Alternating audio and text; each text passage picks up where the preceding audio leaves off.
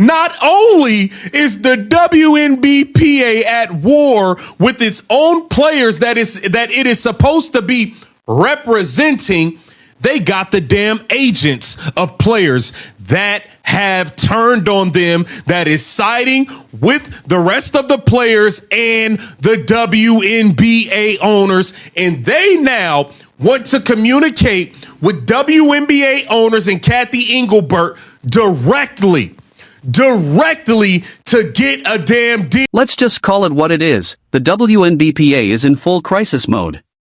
Not because the league is being unfair, and not because the owners are being unreasonable, but because the union's own leadership has lost the trust of a large portion of the players it's supposed to represent. Now, the agents of those same players have sent a formal letter saying they no longer want the union involved in the conversation. They want to speak directly with the WNBA and the team owners, without the WNBPA acting as the middleman.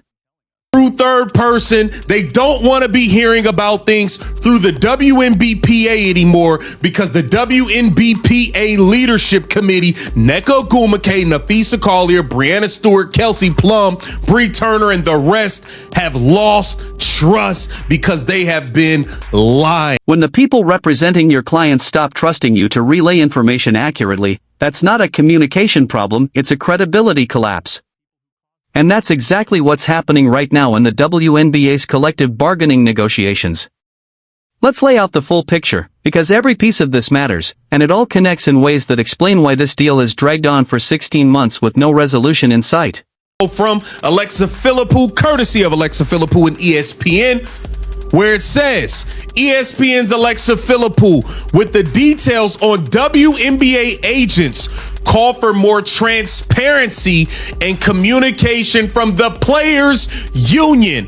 Behind the scenes, agents have been talking about this issue for many months. So, Nneka Ogwumike, Breanna Stewart, Nafisa Collier have not been being upfront with the agents about what is going on. And the agents represent a lot of the players beyond these stars. You see, what's happened is nearly a dozen agents, representing a wide range of WNBA players, sent a formal letter to WNBPA Executive Director Terry Carmichael Jackson.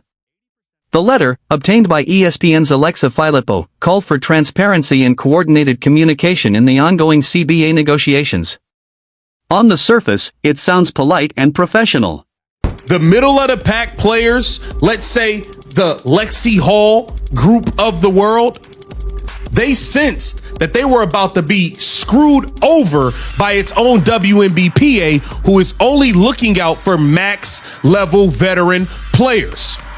You guys are going to get your 1.3 million and the rookies are going to make some money and everybody else is going to be screwed. And they caught on to it.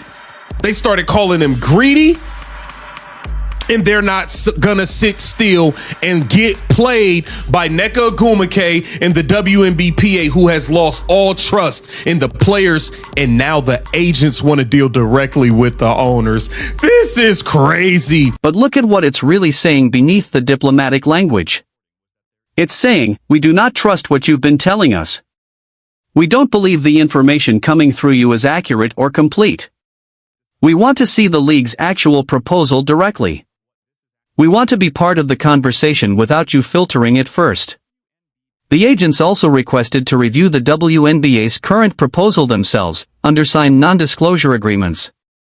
They want the raw documents, the real offer on the table, not a summary, not a description, because they've apparently concluded that what the WNBPA has been sharing about the league's position does not match reality closely enough to be trusted.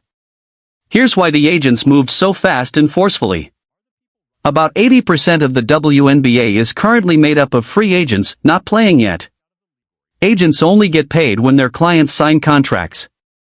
10 clients on a roster means 10 potential paychecks when free agency opens, paychecks that vanish entirely if the season is delayed, canceled, or impacted by a labor dispute. Agents have bills, businesses, and livelihoods at stake.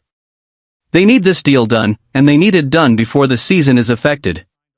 They are not waiting for Nneka Ogwumike, Breanna Stewart, Nafisa Collier, Kelsey Plum, Bree Turner, or the rest of the WNBPA Leadership Committee to resolve internal disagreements that serve the Executive Committee's agenda. The agents looked at the situation and said clearly and publicly, they are not going to accept this. This is unprecedented. Nearly a dozen agents aligning to formally challenge the union's transparency doesn't happen in normal circumstances. These are agents who usually compete against each other for clients and leverage, deciding the situation is serious enough to set aside competition and present a unified front directly at the WNBPA leadership. Here it says, a slew of prominent WNBA player agents sent the letter Thursday to WNBPA Executive Director Terry Carmichael Jackson expressing our collective presence for transparency and coordinated communication, with agents moving forward in collective bargaining agreement negotiations according to a letter obtained by Now let's talk about the middle of the pack players, which is really what this is about and has been building for a long time. The WNBPA leadership is mostly high-profile, high-earning veterans, players like Nay Sagam, Brianna Stewart, Nafisa Collier, Kelsey Plum. These stars will get maximum contracts regardless of the new CBA. Any new deal will ensure top players are compensated at unprecedented levels in women's basketball. Revenue-sharing numbers reflect a genuine financial step forward for the sport's biggest names. But the league isn't just the top stars.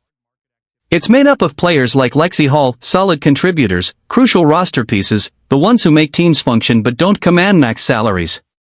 These players started asking a very specific question: are the union leaders thinking about us, or just themselves? Lexi Brown, who experienced the 2020 CBA negotiations, provided context. Back then, WNBPA leadership protected veterans and max contract players. Middle-tier players got pushed out because of that CBA. She said she won't let it happen again.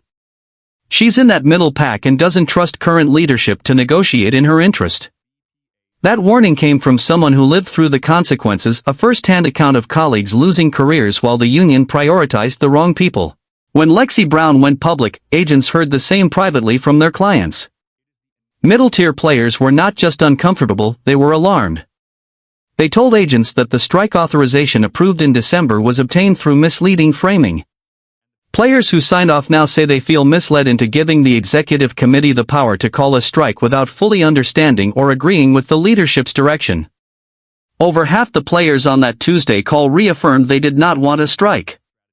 Let that sink in, more than half.